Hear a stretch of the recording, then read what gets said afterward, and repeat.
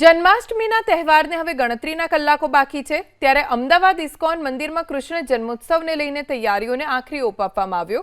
ISKCON મંદિરમાં નિધિવન તૈયાર કરવામાં આવ્યું છે, જેના માટે ખાસ થાઈલેન્ડથી ફૂલ મગાવી શણગાર કરવામાં આવ્યો। ભગવાનના સુંદર અને કલાત્મક વાઘા વૃંદાવનથી મગાવવામાં આવ્યા છે।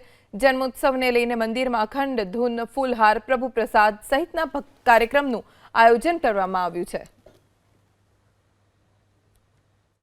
નિધિવન એ સ્થાન છે જ્યાં રાધા અને કૃષ્ણ નિત્ય એમની લીલાઓ વૃંદાવનમાં કરે છે। તો આજે આપ જોઈ શકો છો આખા મંદિરને નિધિવનથી સજાવવામાં આવ્યું અને વિશેષ આજે આ વખતે થાઈલેન્ડથી ફૂલો લાવી ભગવાનના જે શૃંગાર, ભગવાનના હાર, ભગવાનના જે ઓર્નામેન્ટ પણ છે એ ફૂલોથી બનાવવામાં આવ્યા છે, ફ્લાવર ઓર્નામેન્ટ છે। એની સાથે સાથે જે વસ્ત્રો છે સ્પેશિયલી વૃંદાવનથી તૈયાર કરવામાં આવ્યા છે। કરીબન 4 મહિનાની મહેનત પછી ભગવાનના નવા વસ્ત્રો તૈયાર થયેલ છે, જેના કારણે સુંદર દર્શન બધાને પ્રાપ્ત થશે અને વિશેષ અખંડ સંકીર્તનનું આયોજન રાખેલું છે।